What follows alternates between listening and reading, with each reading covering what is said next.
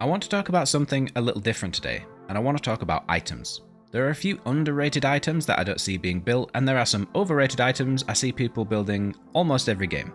Before getting into it, remember to subscribe if you haven't already, and to join my Discord. The link is in the pinned comment and the description. So starting with underrated items, I actually thought that Nightfall was good pre-patch, but now it's been decreased in cost. I think it's underrated as an option for solo laners and junglers. It gives 45 physical power, 8 armor pen, and 5% omnivamp. The passive is the real chef's kiss though. Dealing damage to an isolated hero grants 10% attack speed and ability haste for 5 seconds. This stacks 3 times. At max stacks, gain 10% omnivamp. If you can't see why this is absolutely insane for solo lane, or if you are ganking and invading as a jungler, I can't help you.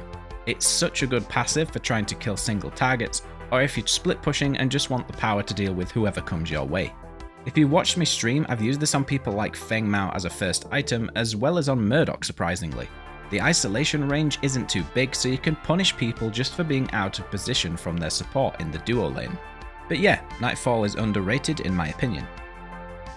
Moving on now to Dreambinder. This might be more of a personal experience, but I don't see many people building Dreambinder.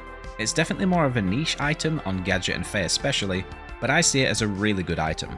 It gives 60 magical power, 350 HP, and 15 tenacity. It slows enemies affected by spells for 25% for 1.5 seconds, plus your slowed enemies take 10% more damage. This can be huge on heroes like Faye, as her Untamed Growth ability is a massive area of effect, meaning in a teamfight situation, or just wanting to chase an enemy down, you get the benefit of the slow in a huge area. Having this utility on a mid laner or AP support can be huge. It's not the highest output of flat damage on an item, but it's great for team players. I'd say Faye, Gadget, Richter and Bellica would benefit most from it. Though I will say that this is a situational item for the last 2 heroes, but I do think it's an underrated option. The next underrated item is Unbroken Will, which is another item I don't see people building too much. The item stats are 350 HP, plus 150% base health regen, 30 magical armor, and 15 tenacity. The first passive is that when you are immobilized, you take 20% decreased damage for 2 seconds. And the second passive is if you are immobilized or displaced, you heal 6% of your max HP up 4 seconds. In a meta that is dominated by quite a lot of crowd control, if you are a bruiser or a tank, this item can be a godsend. You gain damage reduction in any situation you are stunned, knocked up, etc., as well as the healing effect to try and keep you in the fight. For any heroes like Crunch, Grux, Steel, etc., anyone like that, this can really help you if you're getting CC'd a lot in fights. I'm gonna do one last underrated item, and this one might surprise you. Dynamo. Most of the time when people look for damaging items as support, or mid, offlane, wherever, they just look at the magical power that it gives. But Dynamo is a little different. It gives 300 health, 55 physical armor, and 200 mana.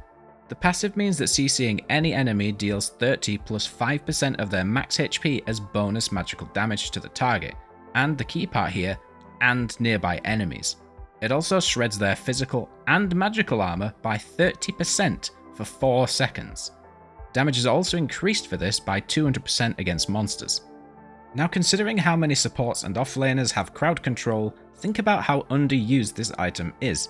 Especially more on the supporting side, as even though you might be playing, I don't know, Deca, because this item would give you some defense to deal with the carry damage, but also give you huge damage potential and huge armor and magical armor shred on anyone you hit with CC. That's on top of the damage based on their maximum HP in a small radius. I'd say that Dynamo is probably slept on quite a bit. The only hero I see building it regularly is Steel due to it being in his recommended build. It's a fairly sneaky item as it's mostly defensive stats, but it actually has quite a lot of damage potential. Now moving on to overrated items.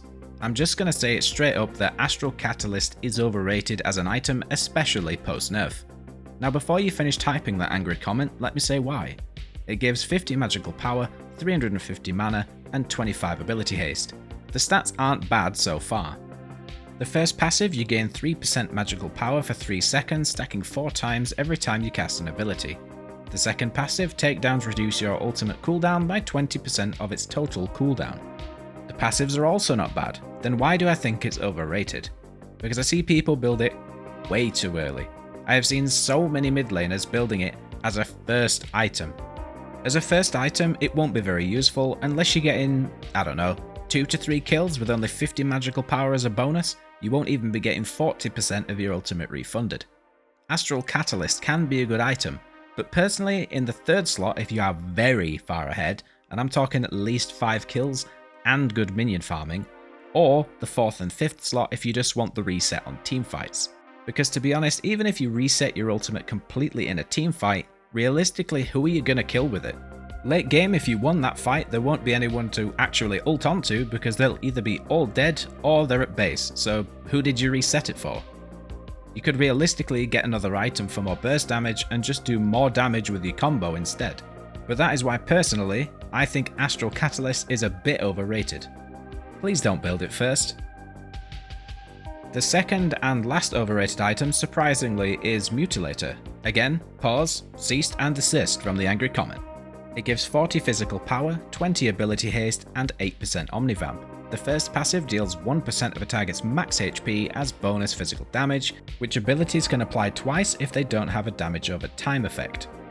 The second passive steals 5% of an enemy's max HP for 20 seconds if you hit them with an ability. Now if we were talking about old Mutilator that had 1.5% damage on hit and 8% health stolen, sure, it was a pretty strong item. But now honestly there are a lot of other options that can be just as good or in some matches just better overall. I see it regularly as a first buy on people like Grux, Crunch, Chimera, and sometimes even Feng Mao. I think it's pretty overrated now. The stats on the passive have been reduced quite a bit, especially since it costs 3,300 gold, which is massive. Especially when, for example, you could buy Nightfall and have 300 gold change, nearly buying the first tier 1 item for your second item. Or you could buy Bonesaw and have 500 gold left over and have the benefit from the passives for both bonus damage and slow, as well as the scaling attack speed over the duration of a fight. Mutilator definitely has its place, it's still worth buying in some situations. But I just think in most cases there are better options, but due to its overrated status, people keep buying it regardless of its nerfs.